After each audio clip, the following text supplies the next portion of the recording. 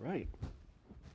Well, sun is starting to come up, so we'll make this the last one of the day today, and it's fine with me.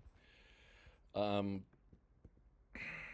so yeah, why Trump is president and how what happened in the key event of the last election? Because it should be clear to most people that the majority of Silicon Valley ended up throwing their weight behind Trump, not Kamala Harris.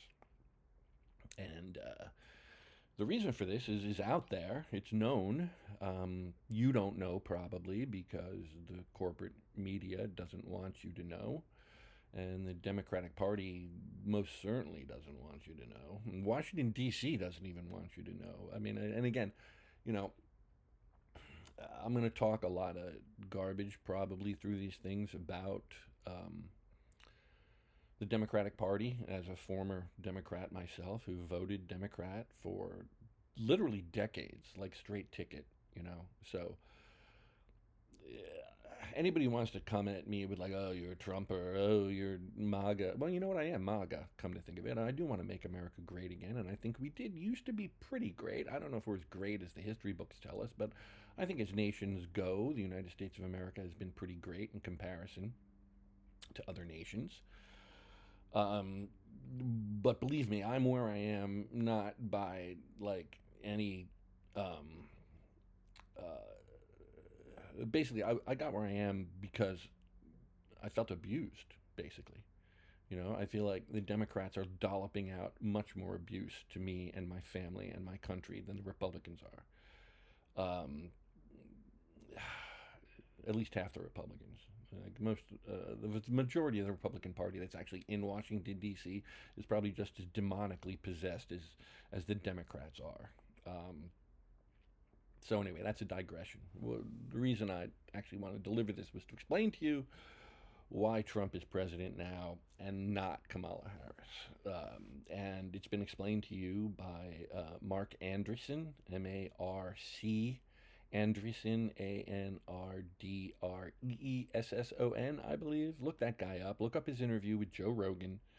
It was inside that interview that he basically told you what happened and how Silicon Valley ended up backing Trump instead of Kamala Harris.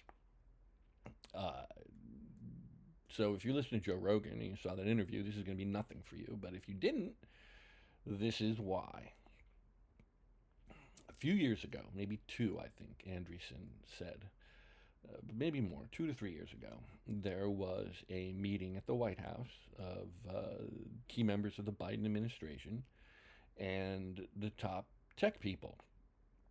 Andreessen was there, but he didn't list anybody else. But I think we can assume it was probably Musk and Bezos and Zuckerberg and all that. And at this meeting, they were told by not Biden himself, because Biden was a hollow vessel.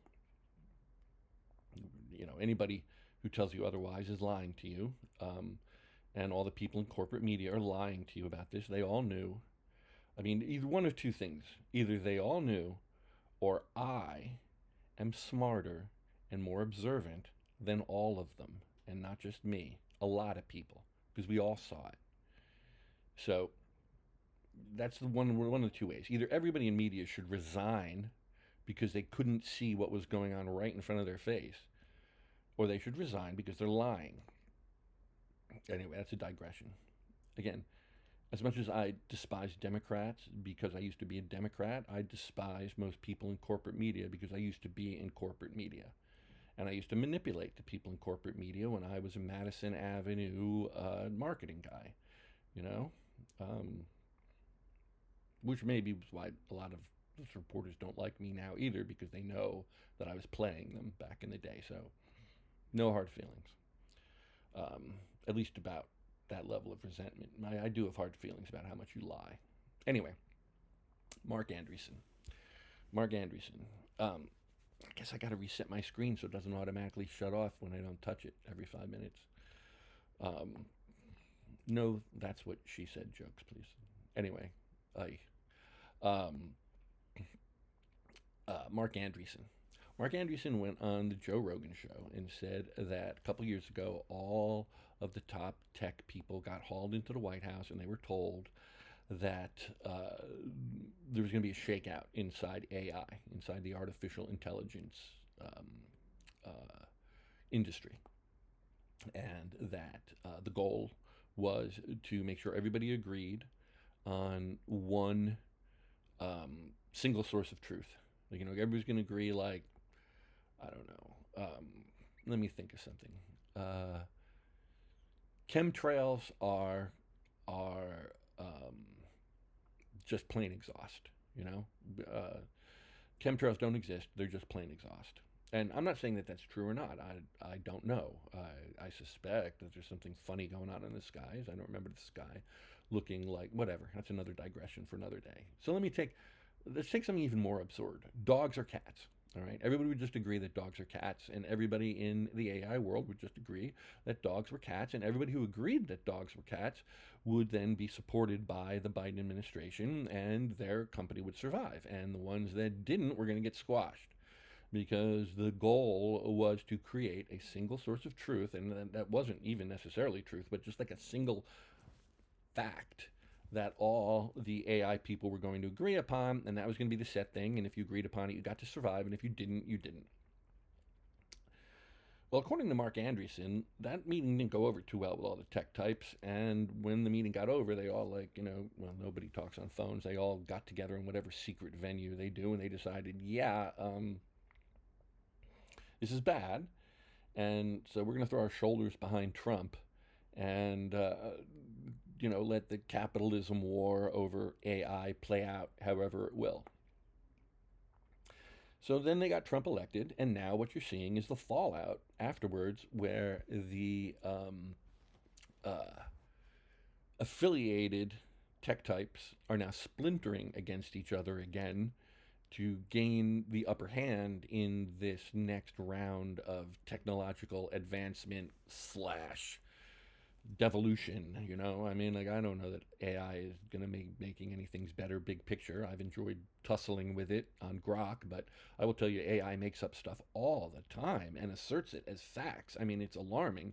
I mean, in just about like minor stuff, I've tried to have fun conversations with Grok about old 1960s TV shows, and it's giving me the synopsis of episodes that I've watched that are completely made up. I mean, it's very strange. And when I point it out to Grok, Grok is like, "Oh yeah, sorry, thanks, I'll fix this now." I mean, very strange.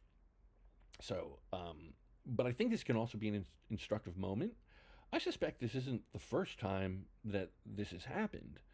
I suspect that previous moments have seen administrations roll in on these tech titan types and told them, you're going to do it this way or you're just not going to make it. And maybe that is why you saw Facebook prosper and MySpace die. And that might also explain, like, Zuckerberg's seemingly shift of conscience from reptilian lizard person, social media oligarch on Facebook to kowtowing to Trump and all of that. Because maybe Zuckerberg didn't really want to go along with the program under Obama, which is, I guess, where it started, but it felt like he had no choice. Or maybe he didn't have a wife and kids to think about. I think that's changed a lot of people. Once you have a child, it certainly changed me.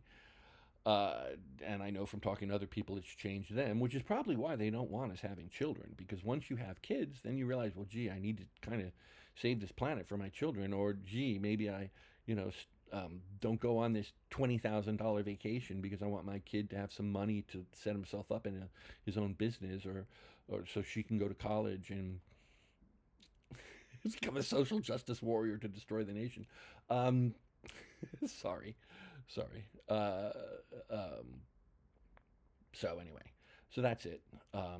The tech bros backed Trump because they realized Biden, or actually Biden's handlers, are Nazi fascists, and Trump was seen as the lesser evil, which is pretty much exactly where I am. And I've said before, I think, Trump's like a bad guy. He's like a real estate gangster. But I also think he genuinely loves America. I do. And as an egomaniac, he wants to go down in history as the guy who saved America. And if we benefit from that, well, then that's great. Um, uh, while the Biden Harris thing, I mean, that just seems like supernatural evil to me, far beyond bad, far beyond bad. I mean, castrating boys and post birth abortion, which is murder, and constant war. I mean, they're all for constant war, and they're all for, ending free speech. So, like, I mean, that's just evil, and if any of my ex friends, I've made it to this point, I just got to tell you, like, you're backing evil. That makes you evil, you know? I mean, where am I in this thing? Let's see. Up 10 minutes. That's it. Bye.